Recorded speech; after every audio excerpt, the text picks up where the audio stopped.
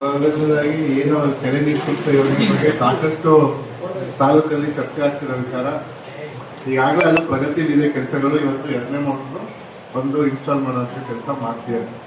So ಹಾಗಾಗಿ ಕೆರೆ ನೀರು ತುಂಬಿಸೋದನ್ನ ವೈಯಕ್ತಿಕವಾಗಿ ನಾನು ಶಾಸಕನಾಗಿ ಯಾವುದೇ ಕಾರಣಕ್ಕೂ ಅದರಲ್ಲಿ ಹಿನ್ನಡೆಯನ್ನು ಅನುಭವಿಸೋಕ್ಕೂ ರೆಡಿ ಇಲ್ಲ, ಅಥವಾ ಅದರಲ್ಲಿ ಮಾಹಿತಿಗಳ ಕೊರತೆನೂ ಇಲ್ಲ. ಯಾಕಂದರೆ ಈಗಾಗಲೇ ನಾನೇ ಆ ಜಾಗಕ್ಕೆ 2 ಸಲ ಭೇಟಿ ಕೊಟ್ಟಿದ್ದೀನಿ. ಕೆರಳಿ ಪಂಪ್ ಸ್ಟೇಷನ್ ಹತ್ರ ಕಾರ್ಯ ಪ್ರಗತಿಯಲ್ಲಿದೆ.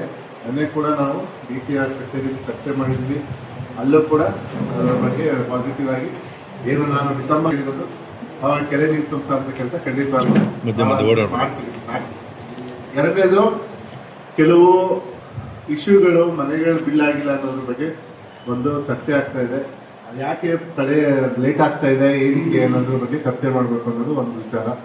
ಮೂರನೇದು, ಇವತ್ತು ಅರಣ್ಯ ಇಲಾಖೆ ಮತ್ತು ನಮ್ಮ ರೆವಿನ್ಯೂ ಮುಖಾಂತರ ಸರ್ವೆ ಮಾಡಿ ಜನಕ್ಕೆ ಜಮೀನು ಏನು ಸಾಗುವಳಿ ಪತ್ರ ಮತ್ತು ದುರಸ್ತಿ ಪತ್ರ ಕೊಡಿಸೋಂಥ ವಿಚಾರ ಏನಿದೆ ಅದನ್ನ ಕ್ಲಿಯರ್ ಮಾಡಬೇಕಂದ್ರೆ ನಾವು ಇವತ್ತಿಲ್ಲಿ ರೈತರು ಪ್ರತಿಭಟನೆ ಮಾಡ್ತಾರೆ ಕಳೆದ 32 ದಿನದಿಂದ.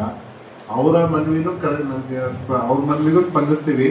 ಆದರೆ ಅದಕ್ಕೆ ಆದಂಥ ಒಂದು ಕ್ರೈಟೀರಿಯಾ ಇದೆ.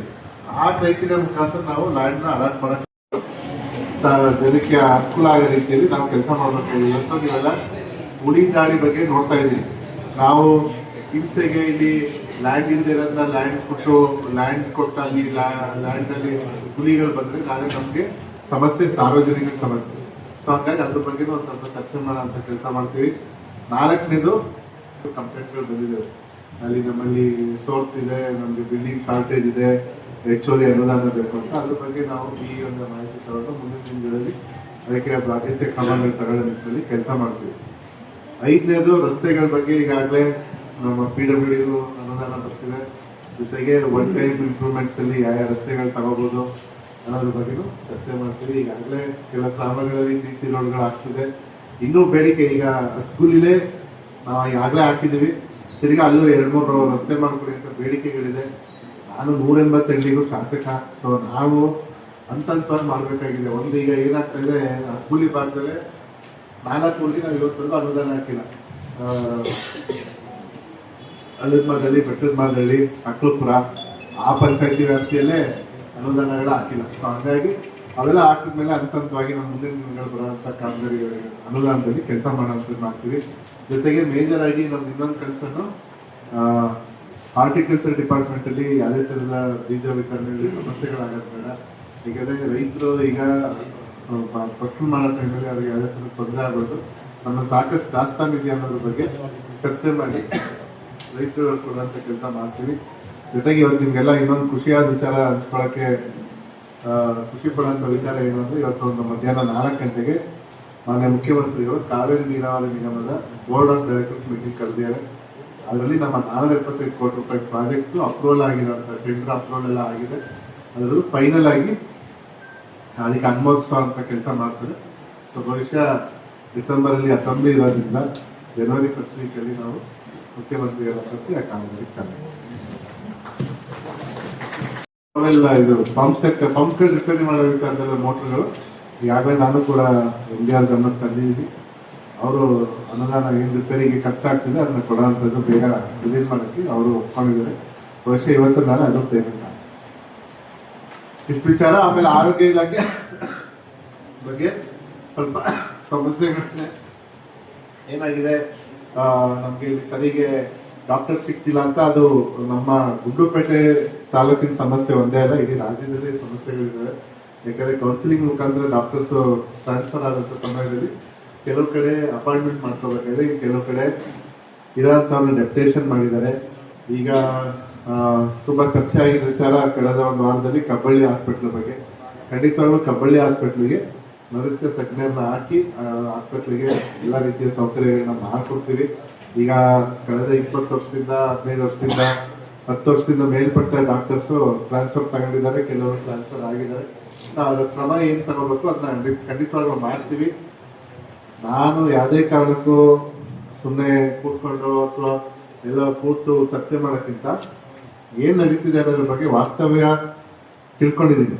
ನಾವು ಮೀಟಿಂಗೇ ಮಾಡಿ ಮಾಡೋಕ್ಕಿಂತ ಹೆಚ್ಚಾಗಿ ಫೋನ್ ಮುಖಾಂತರ ಅಧಿಕಾರಿಗಳಿಗೆ ಅಥವಾ ಅವ್ರಿಗೆ ಭೇಟಿ ಮಾಡಿದಾಗ ಅಲ್ಲಿ ಆ ಇಲಾಖೆ ವಾರ ಏನೇನು ಆಗ್ತಿದೆ ಅಂತ ಕಳೆದ ಒಂದು ವರ್ಷದಿಂದ ನಾವು ಅಪ್ಡೇಟ್ ಮಾಡ್ತಾ ಇದ್ದೀವಿ. ಸಮಸ್ಯೆಗಳಂತೂ ಇದೆ, ಇಲ್ಲ ಅಂತ ಇಲ್ಲ, ಬಟ್ ಅದನ್ನ ಬಗೆಹರಿಸೋ ನಿಟ್ಟಿನಲ್ಲೂ ನಾವು ಕ್ರಮ ಕೈಗೊಳ್ಳೋಕ್ಕೆ ಅವಕಾಶಗಳಿದ್ದಾವೆ.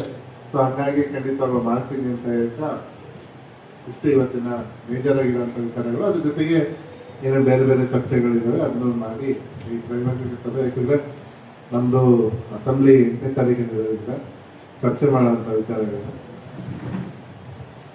Thank you.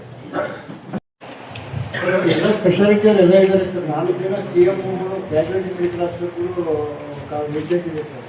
ಮತ್ತು ಸಂಧ್ಯಾ ಅಂತ ಇದ್ದು ಅವರು ಬೆಳಗಾವಿ ಟ್ರಾನ್ಸ್ಫರ್ ಆಗ್ಬೋದು. ಮಿಕ್ಕಿದ್ದು ಎಲ್ಲ ಬೇರೆ ಸ್ಪೆಷಾಲಿಟಿ ಎಲ್ಲ ಇದೆ ಸರ್. ಎಲ್ಲ ಮಾಡ್ತಾರೆ. ಯಾಕಂದರೆ ಮೋಸ್ಟ್ಲಿ ಅಲ್ಲಿವರೆ ಲಾಸ್ಟ್ ಇಯರ್ ಅನ್ಸುತ್ತೆ ನಮ್ಮ ಬೆಸ್ಟ್ ಹಾಸ್ಪಿಟಲ್ ವಿಶ್ವಪೇಟೆ. ಹೌದು ಸರ್.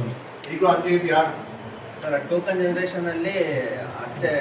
ಟೋಕನ್ ಜನರೇಷನ್ ಅಂದ್ಮೇಲೆ ಕಂಪ್ಲೇಂಟ್ ಜಾಸ್ತಿ, ರೆಸ್ಪಾಂಡ್ ಮಾಡಲ್ಲ, ಸುಮ್ಮನೆ ಉಡಾಫೆ ಮಾಡ್ತಾರೆ ಅಂತ ಸ್ವಲ್ಪ ನೋಡಿ ಅವ್ರ ಮೇಲೆ ಔಟ್ಸೋರ್ಸ್ ಅಂದ್ರೆ ಆಕ್ಷನ್ ತಗೊಂಡು ಬೇರೆಯವ್ರನ್ನ ಅಪಾಯಿಂಟ್ ಮಾಡಲಿಕ್ಕೆ ಅವಕಾಶ ಮಾಡಿ. ಯಾಕಂದ್ರೆ ಅದ್ರ ಬಗ್ಗೆ ಸುಮಾರು ಕವರೇಜ್ ಅಂದ್ರೆ ಕಂಪ್ಲೇಂಟ್ಸ್ ಬಂದವೆ.